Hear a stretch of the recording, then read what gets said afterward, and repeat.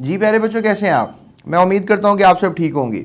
आज की वीडियो में बात करेंगे आपसे टेस्ट योरसेल्फ 9.2 की, और आज की वीडियो में इन तमाम सवालात के जो 9.2 के उनको हल करेंगे। तो welcome to GS chemistry YouTube channel.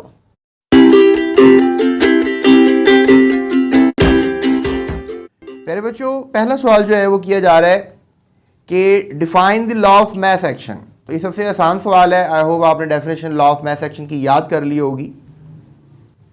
तो अगर हम डेफिनेशन की तरफ देखें तो ये इसकी डेफिनेशन होगी, it is stated as the rate at which a substance reacts is directly proportional to its active mass. यानी कि रिएक्शन जो भी होना होता है वो बेसिकली डायरेक्टली प्रोपोर्शनल होता है उसके एक्टिव मास पे। And the rate of a reaction is directly proportional to the product of active masses of a reacting substances. यानी कि जो रेट ऑफ अ रिएक्शन होता है वो रिएक्टिंग सब्सटेंसेस पर डिपेंड करता है। तो दो बातें याद रखनी है, एक्टिव मास इसके ऊपर जो सब्सटेंस का रेट होता है, ठीक है, और रेट ऑफ अ रिएक्शन जो कि रिएक्टिंग सब्सटेंसेस पर डिपेंड कर रहा होता है। तो ये आपने डेफिनेशन में याद रखना है। उसके बाद how active mass is represented, ये एक्टिव मास को कैसे रिप्रेजेंट करते हैं। तो पहले बच्चों, एक्टिव मास को रिप्रेजेंट करने के लिए जो है वो ये वाले स्क्वायर ब्रैकेट्स लगा दिए जाते हैं। और जब ये स्क्वायर ब्रैकेट्स लगे होते हैं तो आप समझ लें कि इनका यूनिट जो है स्क्वायर ब्रैकेट्स के अंदर क्या होगा, मोल पर डीएम क्यूब होगा। ठीक है, ये भी बात आपने याद रखनी है कि जो भी एक्टिव मास होगा उसको स्क्वायर ब्रैकेट्स में लिखा जाएगा और उसका जो यूनिट होगा वो मोल पर डीएम क्यूब होगा एक केमिकल रिएक्शन में। तो लिहाजा ये इसका सूटेबल आंसर, इसको आप कॉपी कर लें। तो इसकी मैं एग्जांपल भी आपको दिखा देता हूँ। जैसे ये आपको नज़र आ रहा है कि हमारे पास एक ये रिएक्शन है, तो ये सारे क्या हैं, रिएक्टिंग सब्सटेंसेस हैं। ठीक है, और अब ये अगर रिएक्टिंग सब्सटेंसेस हैं तो इनके गिर्द हमने क्या लगा दिया है, एक स्क्वायर ब्रैकेट लगा दिया है। So that square bracket indicates कि there we have a kind of a reaction going on। प्यारे बच्चों, ये पिछले क्वेश्चन में कंसंट्रेशन का लफ्ज़ भी ऐड कर लीजिएगा। चलते हैं अगले सवाल की तरफ। अगला सवाल जो है हमसे वो किया जा रहा है कि what do you mean by equilibrium constant, कि इक्विलिब्रियम कांस्टेंट जो है वो क्या होता है।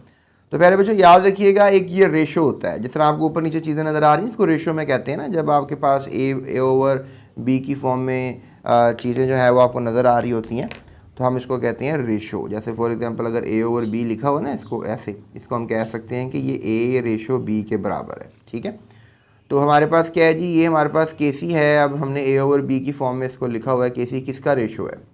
बेसिकली ये रेशो है ऊपर product of concentration of products raise to the power of equal to the कॉन्फिशेंट्स।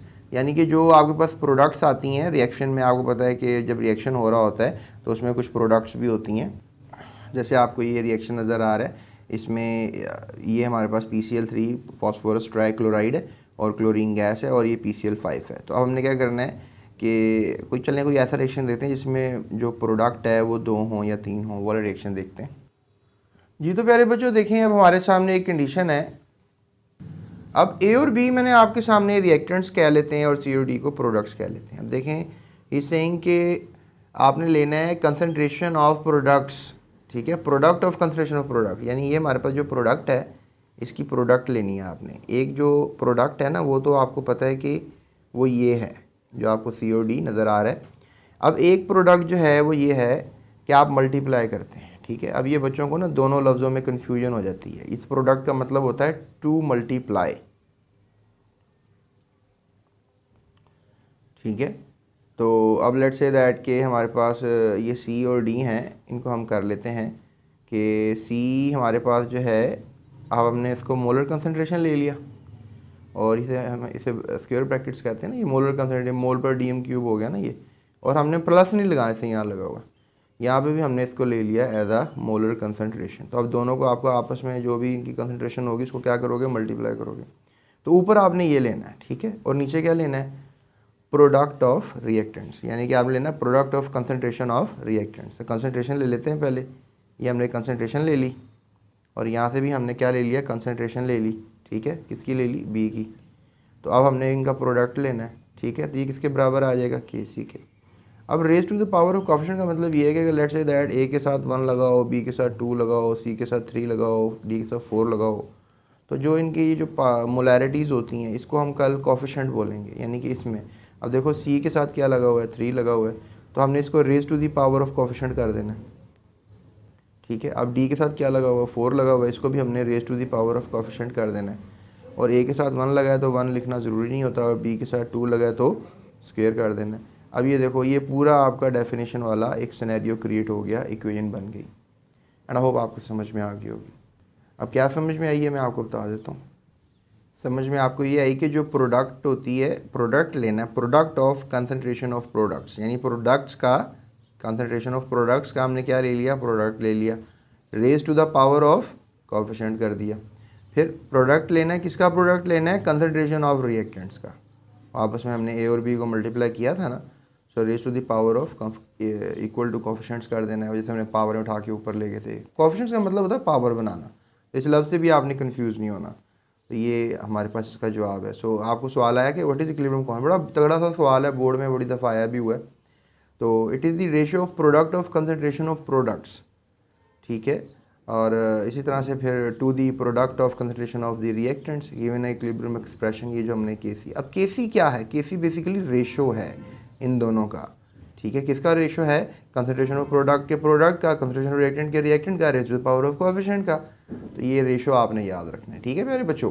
अब हम चलते हैं अगले सवाल की तरफ, ठीक है। अगला सवाल क्या समझा रहा है कि point out the coefficient of reaction in the following hypothetical reactions. अब हमने यहाँ कोएफिशिएंट्स को मालूम करना है, तो बड़ा आसान सा सवाल है। अब जिस तरह हमारे पास ये पहली इक्वेशन है, इसमें 2, 3, 4 और 2 जो है ये क्या है, कोएफिशिएंट्स हैं। जैसे हमारे पास क्या है, species A B C D species हैं, A B C D species हैं।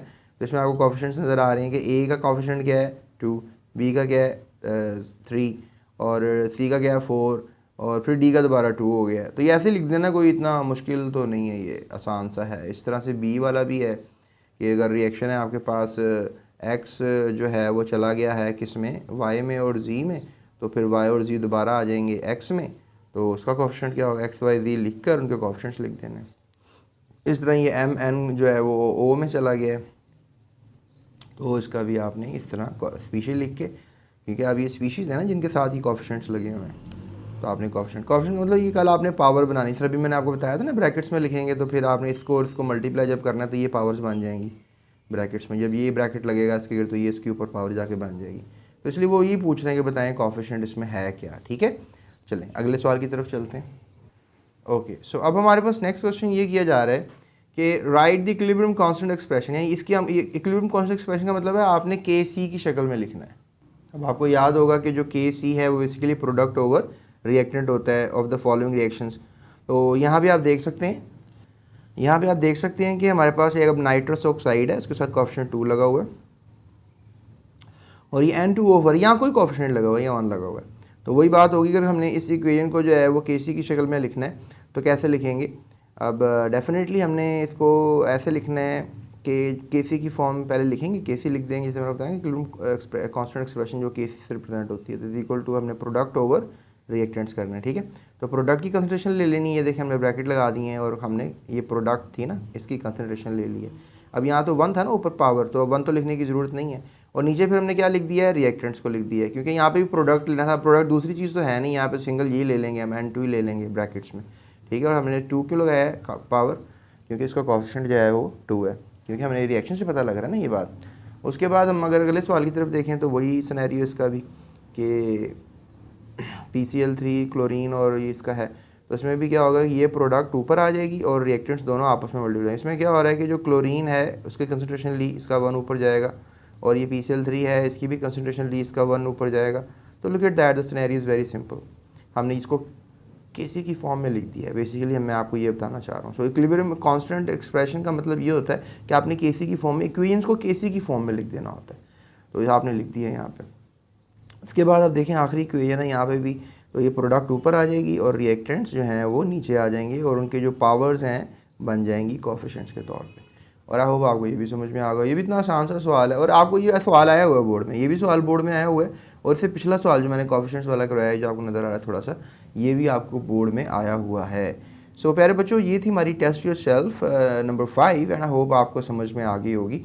इफ़ येस तो अभी इस वीडियो को लाइक करें और कमेंट करें अगर कोई बात आपको समझ में नहीं आई।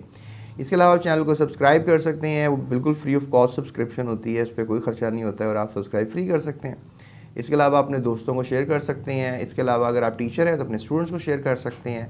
और इसके अलावा जो है इस वीडियो को आप लाइक कर सकते हैं। So that's it, thank you so much, अपना ख्याल रखिएगा, अल्लाह हाफ़िज़।